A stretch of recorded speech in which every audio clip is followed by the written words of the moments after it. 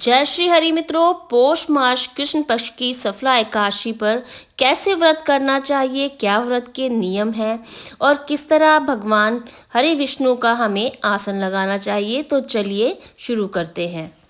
तो सबसे पहले मैंने यहाँ पर अच्छी तरह से गंगा जल छिड़क कर सफाई कर ली थी। उसके बाद मैंने यहाँ पर पीले रंग का कपड़ा बिछाया, फिर उसके ऊपर पुष्प रखे हैं श्री हरि विष्णु जी को स्थापित करने के लिए। तो अब यहाँ पे हम श्री हरि विष्णु जी की फोटो स्थापित कर देंगे। फिर हमने एक लोटा लेना है। आप लोटा पीतल का, चांदी का, तांबे का, स्टील का, आप किसी भी तरीके का लोटा ले सकते हैं। लोटे के अंदर हमने जल रखना है, थोड़े से पुष्प रखने हैं और गंगा जल डालना है और हमने वहाँ पे स्थापित कर देना है। तो ये हमने श्री हरि विष्णु जी के साथ लोटा स्थापित कर दिया है। अब हम भगवान श्री हरि को भोग लगाने के लिए कोई भी सीजन का फल किसी भी तरीके का आप ले सकते हैं। तो फल रख देंगे। उसके बाद हमने एक नारियल लिया है। नारियल पे या तो आप मोली लपेट सकते हैं, अगर कोई आपके पास वस्त्र है किसी भी तरीके का तो आप वस्त्र भी लपेट के आप इसको लोटे के ऊपर रख दीजिए। तो इस तरह से हमने लोटे के ऊपर इसको रख देना है।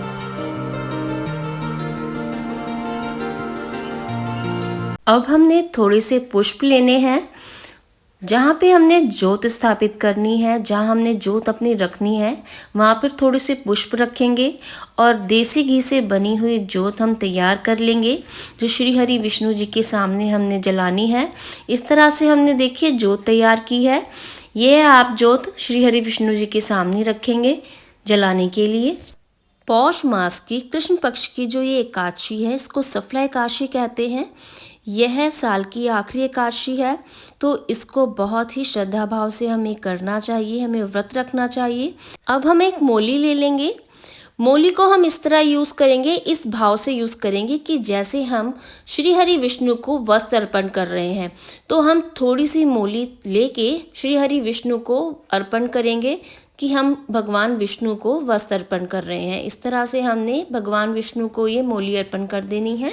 सफला एकादशी का व्रत रखने से आपको हर क्षेत्र में सफलता प्राप्त होगी। जैसा कि नाम से ही प्रतीत होता है, सफला एकादशी यानी कि सफलता दिलाने वाली एकादशी या फल देने वाली एकादशी।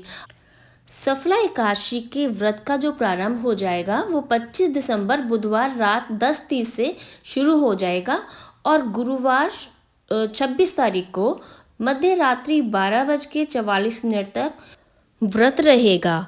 जो द्वादशी तिथि प्रारंभ होगी वो होगी 26 दिसंबर गुरुवार मध्य रात्रि को 12:44 पर और द्वादशी तिथि समाप्त होगी 28 दिसंबर शनिवार सुबह 2:26 पर। अब हम अनामिका उंगली से श्री हरि विष्णु जी को तिलक करेंगे और लोटे पे हमने सतिया बना देना है, श्री गणेश बना देना है और हमने जोत पे भी तिलक लगा देना है। श्री हरि विष्णु को पीला रंग बहुत ही प्रिय होता है। जब भी आप एकादशी का व्रत रखें या एकादशी के दिन पूजा करें तो आप पीले रंग का ही आसन लगाएं श्री हरि का और पीले रंग के ही पुष्प अर्पण करें। अगर कोई भी अपने कार्य को सफल बनाना चाहता है या कोई बच्चा परीक्षा में उत्तीर्ण होना चाहता है या फिर कोई व्यापारी अपने व्यापार में सफल होना चाहता है, तो सफला एकादशी का व्रत उनके लिए बहुत ही उत्तम है। यह व्रत रखने से सारे कार्य सिद्ध हो जाते हैं और श्री हरि विष्णु का आशीर्वाद प्राप्त होता है। अगर आप सफला एकादशी का व्रत रखते हैं तो आपको हर कार्य में सफलता प्राप्त होती है। भगवान को भोग लगाने के लिए यहाँ पर मैंने दूध लिया है। दूध के अंदर मैंने चरणामृत बनाने के लिए तुलसी दल डाल दी है। तो ये हम श्री हरि विष्णु को अर्पण करेंगे और व्रत का जब हमने पारण करना है या फिर हमने जब व्रत को तोड़ना है तो आप इस तुलसी दल वाले दूध से यानी कि इस चरणामृत से भी अपने व्रत को तोड़ सकते हैं, अपने व्रत का पारण कर सकते हैं। एकादशी जो व्रत होता है, एकादशी के व्रत को व्रतों का राजा कहा जाता है। जैसे जंगल में शेर राजा होता है, उसी तरह एकादशी व्रतों का राजा है। तो एकादशी का व्रत करने से संपूर्ण कष्टों का निवारण हो जाता है और लाइफ में ग्रोथ होती है। अगर आप इस तरह से भगवान विष्णु का आसन लगा के व्रत करेंगे तो बच्चों को भी पता लगेगा कि आज कोई स्पेशल डे है, तो बच्चे भी आपको देखेंगे और बच्चों को भी ये पता लगेगा कि आज एकादशी का व्रत है, तो वो भी अग्रसर होंगे कि हम भी व्रत रखेंगे और हम भी पूजा करेंगे। क्योंकि बच्चे वो ही करते हैं जो हम बड़े करते हैं, वो हमें देख के ही सीखते हैं कि हम क्या कर रहे हैं, उसी तरह से बच्चे भी करते हैं। अब हम विघ्नहरण मंगलकरण श्री गणेश जी का नाम लेके ज्योत को जगाएंगे और श्री हरि विष्णु जी की कथा करेंगे और उनकी पूजा अर्चना और उनकी आरती करेंगे। शुभम करोति कल्याणम आरोग्यम धन संपदाम शत्रु बुद्धि विनाशाय दीपम ज्योति नमस्तुते। शुभम करोति कल्याणम आरोग्यम धन संपदाम शत्रु बुद्धि विनाशाय दीपम ज्योति नमस्तुते। शुभम करोति कल्याणम आरोग्यम धन संपदाम शत्रु बुद्धि विनाशाय दीपम ज्योति नमस्तुते। इस तरह से हमें इस मंत्र का 3 बार जाप करना है। इस मंत्र का जो बहुत ही सरल अर्थ है वो इस प्रकार है, शुभ और कल्याण करने वाले, आरोग्य और धन संपदा देने वाले, शत्रु की बुद्धि का विनाश करने वाले ज्योति को नमस्कार है। तो हे प्रभु, आप हमारे शत्रुओं का नाश करें और हमारे मन, बल, बुद्धि, कर्म से हमारे ऊपर कृपा करें। सफला एकादशी की जो कथा है वो इस प्रकार है। चंपावती नगरी में एक राजा महिष्मान के 5 बेटे थे। उनके सबसे बड़े बेटे का नाम लुम्भक था। वो बहुत ही चरित्रहीन था और देवी देवताओं की निंदा करता रहता था।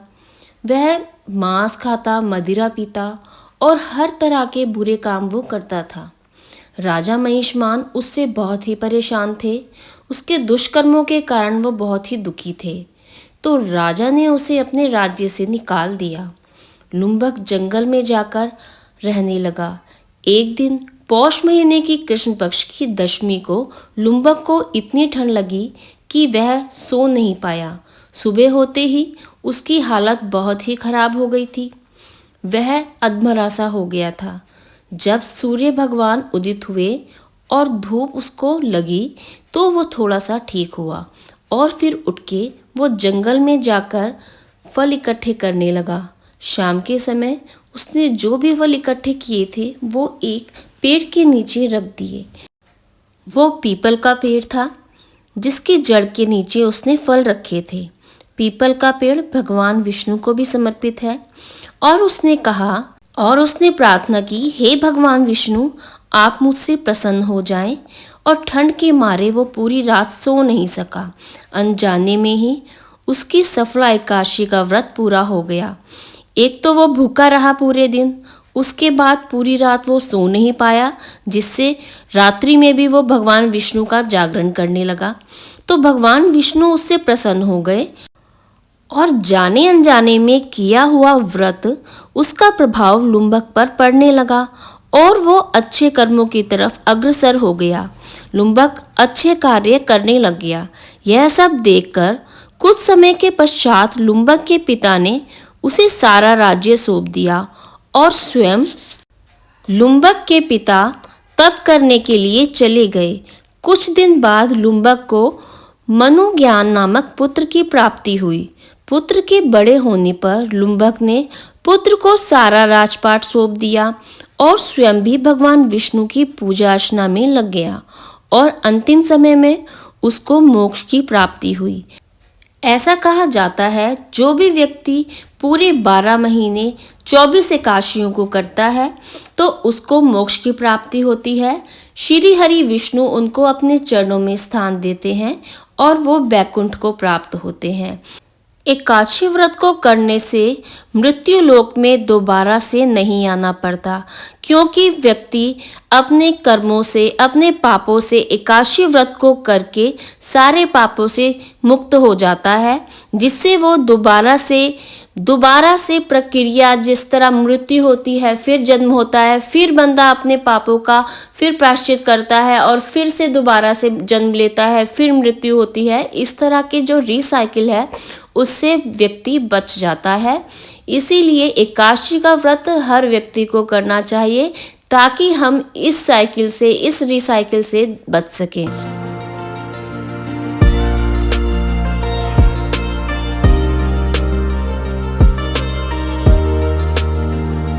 तो जब भी हमने श्री हरि विष्णु की पूजा करनी है या हमने उनका व्रत रखना है तो हमने श्री हरि विष्णु से जरूरी क्षमा याचना करनी है, क्योंकि हमसे कोई ना कोई व्रत रखने में या फिर पूजा करने में त्रुटि तो हो ही जाती है। तो प्रभु हरि विष्णु से हमेशा क्षमा याचना करनी है कि हे ईश्वर, हे विष्णु भगवान, अगर हमारे व्रत रखने में या हमारी पूजा अर्चना में कोई भी त्रुटि हुई है तो हमें क्षमा करना। हम आपके बच्चे हैं, हमसे गलती हो सकती है, तो इसीलिए आप हमें क्षमा करना और हमारी पे अपनी कृपा बनाए रखना।